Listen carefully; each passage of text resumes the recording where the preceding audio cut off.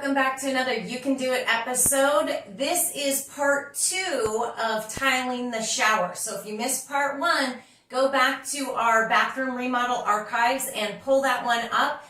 And the purpose of that is to just get you familiarized with the basics on how to actually start a tile project. I explain what a storyboard is, what its purpose serves, and how to actually create one. We'll be using that a little bit today as well. And then I discuss how to properly level your tiles, how to make sure that they're plumb to the wall and you don't have tiles sticking out or doing something wonky if your wall isn't perfectly plumb. But today we're switching it up a bit. Instead of just having this large format subway tile going all the way up, I'm going to add a band of just kind of a little bit of jazzing, spicing it up with a little bit smaller subway tile.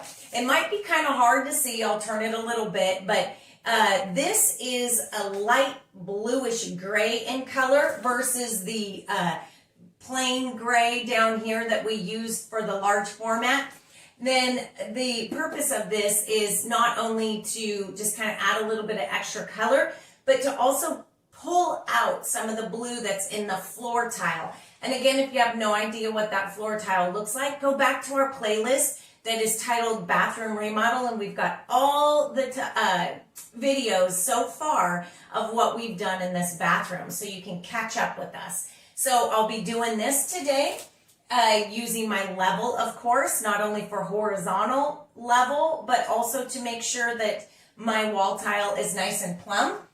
And then I will show you also how to frame this out and again, just jazz it up a bit and not use these kind of tiles to try to frame around a niche. Bullnose is kind of the thing of the past, so you really aren't ever going to find bullnose tile anymore unless it's a really plain subway white tile.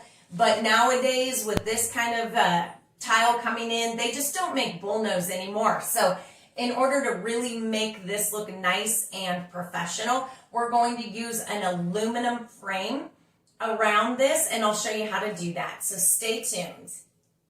So the first thing you're going to want to do is to lay out your tile pattern. Just like we did in part 1, you want to get a nice grid going so that you have a visual and you can tell right away whether or not your tile is laying at a nice, smooth, horizontal, balanced, leveled grid, or if you're starting to climb uphill or starting to go downhill.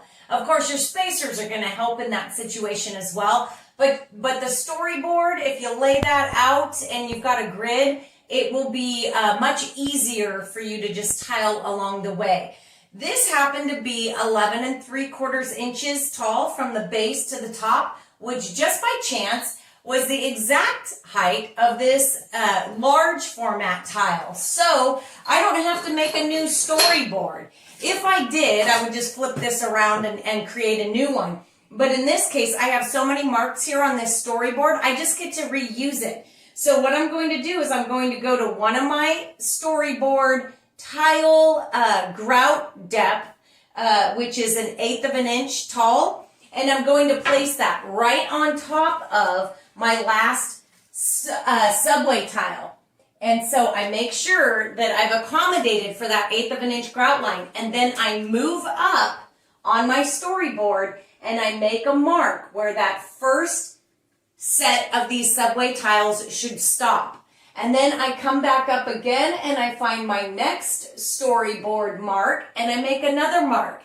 And then finally I've got this one way up here, but I'm not going to go that high with this subway tile. I'm going to do 2 full large format mesh height of that, and then maybe a half of a height. So I'll get probably 2.5 full heights of this subway tile before I finish with the same tile I used at the bottom.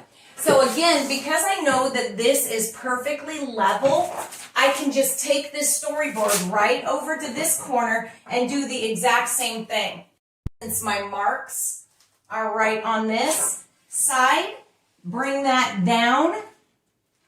My first mark is going to be at the base of my 1/8 inch grout line. My second mark is at the base of this. And now if I take my level and I draw straight across, these should all perfectly match up, be completely level, give me a really good guideline of my first run of this subway tile and then my second run of this subway tile, and make a nice flawless tiling job all the way across, and then finish off with probably a half height, which is about 6 tiles high of the subway. And then of course we'll finish this job with the large format again. So we'll start the grid.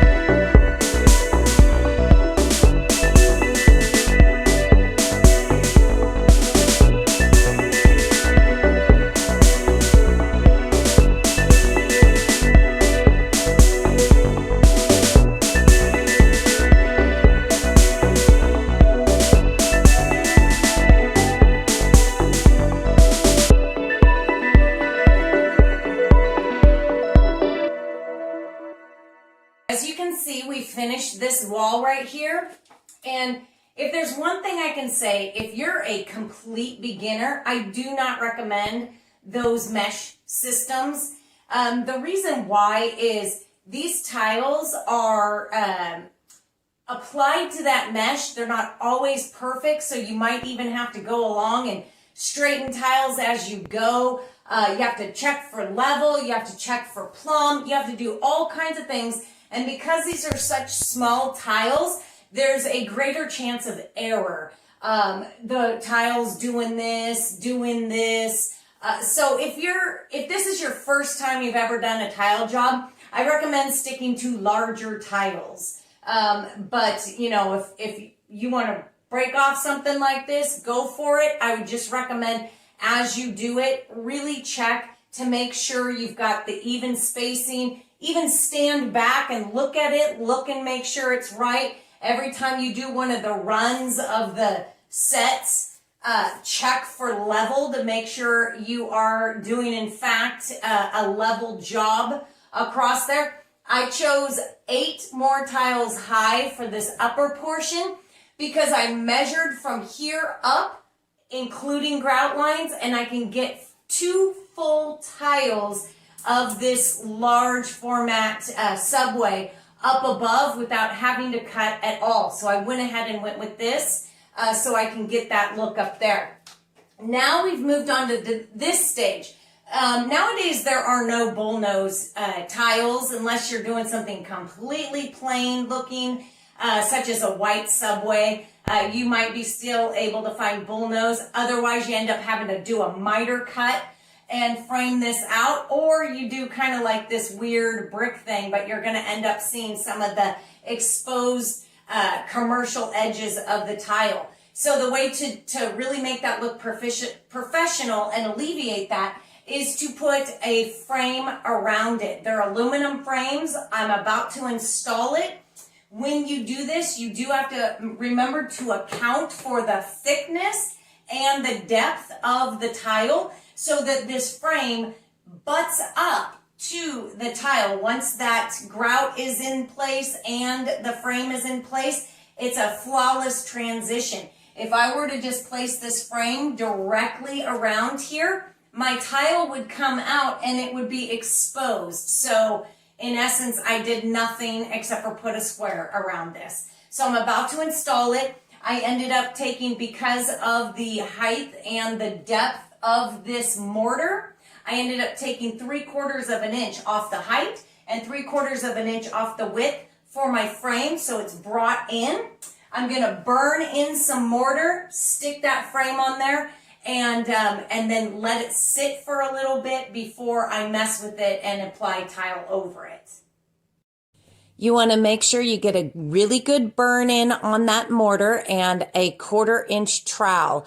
Chris taped the corners of this miter cut frame together just so it was easier for me to place around that cubby. And then right here, what I'm doing is I'm taking one piece of tile and I'm spacing it all the way around just to make sure that it is covered once the mortar and the depth of that tile is in place. And then of course, I'm just checking for plumb and level before I start the next part of this project.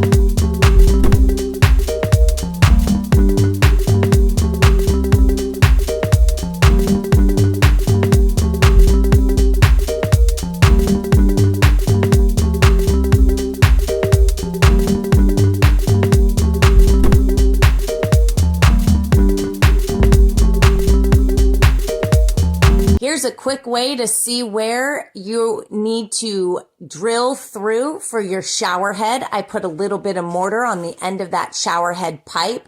I'm just taking my tile and I am swiveling it right over that pipe so that I can transfer some mortar onto my tile. I'm adding just a bit more so it's visually easy to see.